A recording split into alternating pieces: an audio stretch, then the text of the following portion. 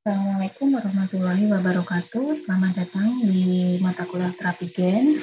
Pada pertemuan ini kita masuk ke pertemuan keempat atau sesi keempat mengenai RNA interference atau RNAi. Jadi kemampuan dasar yang diharapkan setelah kalian mengikuti perkuliahan ini adalah kalian dapat menjelaskan pengertian RNA interference atau RNAi, kemudian kalian dapat menjelaskan mekanisme RNA interference atau RNAi, dapat menjelaskan aplikasi RNAi, dan dapat mengkaji potensi RNAi dalam terapi gen. Jadi seperti kita tahu dalam central dogma, itu DNA akan mengalami transkripsi menjadi mRNA yang kemudian menjadi mature mRNA setelah mengalami proses modifikasi pasca transkripsi. Nah, mature RNA ini akan mengalami translasi dihasilkan protein.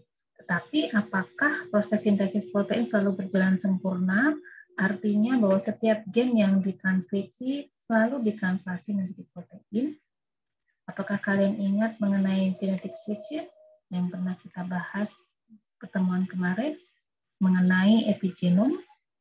Ya, jadi dalam epigenom kita tahu bahwa tidak semua protein itu bisa dihasilkan dari gen yang ada, jadi semua sekuen gen yang ada. Jadi ada beberapa protein yang tidak diekspresikan secara penuh atau tidak diekspresikan sama sekali. Ada pula protein yang justru diekspresikan secara penuh, ya, jadi banyak jumlahnya. Dan ini spesifik terhadap sel-sel yang ada di tubuh kita, ya. Jadi bukan hanya manusia tapi juga hewan. Jadi misalkan pada sel darah banyak mengekspresikan hemoglobin, tetapi tidak pada sel otot. Jadi seperti itu. Genetic switches kita sudah membahasnya. Kemudian kita juga membahas adanya modifikasi pasca transkripsi, ya. Jadi ada juga modifikasi pasca transkripsi yang dinamakan post-transcriptional gene silencing atau PTGS. Apa itu PTGS? Yaitu penghambatan ekspresi gen tertentu menggunakan RNA untai ganda berukuran yang pendek. Jadi ukurannya sekitar 20 sampai 26 nukleotida yang ternyata RNA untai ganda ini nanti bisa menghambat proses translasi membentuk protein. Ya, jadi RNA yang kecil ini, RNA untai ganda yang berkekuatan kecil ini disebut dengan small interfering RNA atau siRNA dan microRNA atau miRNA. Keduanya sama-sama kecil dan bisa melakukan PTGS. Nah, siRNA dan miRNA ini spesifik terhadap gen tertentu. Post-transcriptional gene silencing atau PTGS menggunakan siRNA dan miRNA ini disebut dengan nama RNA interference atau RNAi. Dan mekanisme ini secara natural ada pada tanaman, fungi, dan invertebrata, khususnya untuk mempertahankan diri terhadap infeksi virus. Juga penting pada organisme tingkat tinggi untuk mengontrol ekspresi gen. Bagaimana mekanisme RNA ini ditemukan? Sebenarnya secara sejarah, mekanisme RNA ini mengalami beberapa penelitian. Tapi yang dikenal sampai saat ini adalah penelitian yang dilakukan oleh Andrew Fire dan Greg Simello mengenai adanya peran dari double-stranded RNA di di spesies Caenorhabditis elegans, yaitu ekor cacing, ya. Bukan seekor, dia spesies cacing yang ternyata di dalam tubuhnya itu bisa kita manipulasi untuk terjadinya proses RNA interference. Dan dengan hal ini, kedua peneliti ini mendapatkan hadiah Nobel untuk fisiologi dan atau kesehatan. Kalian bisa membahas atau bisa melihat dan membaca mengenai hasil penelitian mereka di judul ini daripada jurnal. Ya. Nah, bagaimana RNA interference bekerja? Yang pertama, ada RNA untai ganda atau double-stranded RNA yang kemudian dipotong oleh protein dicer sehingga menjadi siRNA atau miRNA. Kemudian siRNA ini akan menjadi untai tunggal, ya, dan bergabung dengan beberapa protein membentuk RNA induced silencing complex atau RISC. Jadi kompleksnya protein itu yang ungu, kemudian yang untai tunggal RNA-nya ada yang berwarna merah dan kuning dan merah. Kemudian setelah sampai sel target, salah satu dari RISC ini yang dinamakan Argonaut kemudian akan memecah RNA target sehingga tidak terjadi proses translasi karena mRNA ini terbentuk jadi ukuran yang sangat kecil. Nah, bagaimana microRNA dan siRNA ini terbentuk ya? Jadi kita tahu bahwa RNAi itu terjadi karena adanya miRNA atau microRNA dan small interfering RNA atau siRNA. Nah, bagaimana terbentuknya miRNA? miRNA ini terbentuk karena adanya hasil transkripsi dari gen mikroRNA. Jadi ada gen yang ada dalam tubuh kita yang mengkode mikroRNA ya, kemudian mengalami proses transkripsi gen tersebut sehingga terbentuk pre-mikroRNA. Pre-mikroRNA ya ada ujung 5 aksen dan 3 aksen. Kemudian ada enzim namanya TROSHA. TROSHA ini dia akan memotong ujung-ujung 3 aksen dan 5 aksen sehingga menjadi pre-mikroRNA. Pre-mikroRNA ini akan menjadi mikroRNA nantinya. Nah, pre-mikroRNA ini kemudian dikeluarkan dari inti sel melalui ke sitoplasma melalui protein namanya eksportin 5. Nanti dari eksportin 5 akan masuk ke tahap tadi ya, yang akan bertemu dengan dicer sehingga dipotong-potong, kemudian akhirnya dia bisa menghasilkan atau membentuk kompleks RISC.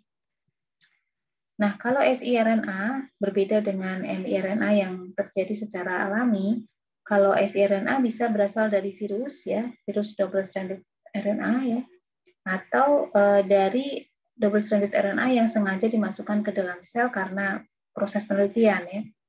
Jadi kalau dari virus, positif strand virusnya itu akan mengalami replikasi, kemudian memperbanyak diri, ya, kemudian akan membentuk small interfering RNA yang dikeluarkan ke sitoplasma melalui protein yang dinamakan eksportin. Jadi ini ada double-stranded RNA ya yang bisa dikeluarkan dari inti sel menuju sitoplasma oleh eksportin 5. Kemudian setelah setelah ada di sitoplasma, maka baik siRNA maupun miRNA akan bertemu dengan enzim namanya dicer sehingga ya terpecah-pecah dan bergabung dengan protein namanya RISC ya. Kemudian miRNA dan siRNA ini akan menuntun RISC menuju ke mRNA target karena baik microRNA maupun small interfering RNA ini memiliki sekuen yang komplement dengan RNA target ya. Jadi bisa langsung bertemu, kemudian akhirnya akan terjadi pemotongan mRNA target, atau kalau dia tidak secara spesifik bisa sesuai komplit sesuai gitu ya. Jadi mungkin ada beberapa nukleotida pada sekuen-sekuen dari mikroRNA yang tidak sesuai dengan mRNA target.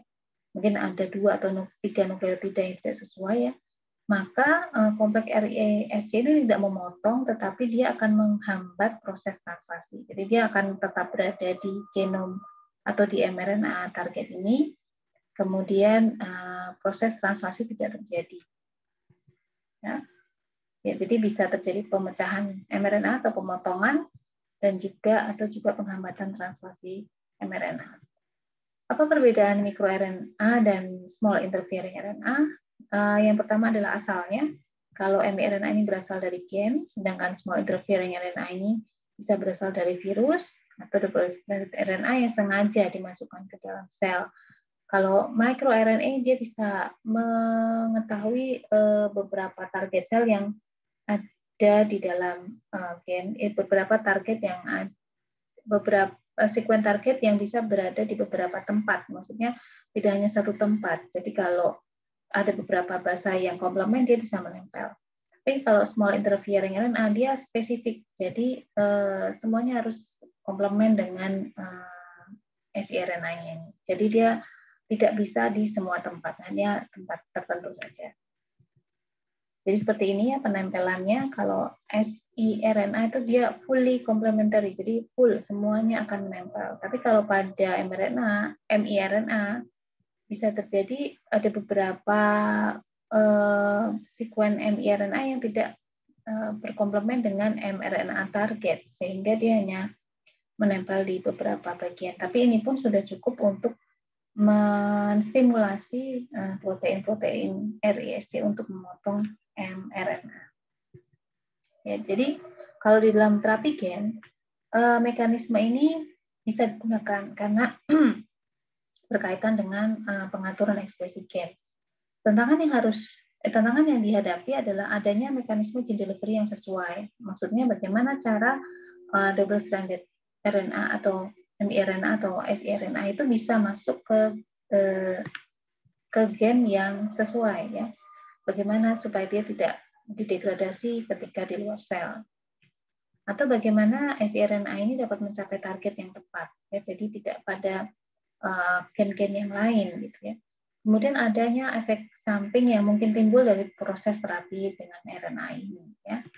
Tetapi meskipun demikian, ada sampai sekarang ini baru satu terapi RNAi yang berhasil disetujui untuk diberikan kepada pasien oleh FDA. Jadi ada satu obat namanya patisiran yang bisa mengobati penyakit langka yang dinamakan hereditary transthyretin amyloidosis. Jadi ini bisa menyebabkan gangguan pada sel-sel saraf. Ya, jadi begitu pembelajaran kita mengenai RNAi. Untuk pengembangan dari terapi gen, kalian bisa membaca beberapa referensi mengenai penelitian mengenai RNAi untuk terapi. Meskipun belum disetujui semuanya, tetapi penelitian terus dilakukan untuk menghindari tantangan-tantangan tadi ya yang sudah saya sebutkan. Demikian. Assalamualaikum warahmatullahi wabarakatuh.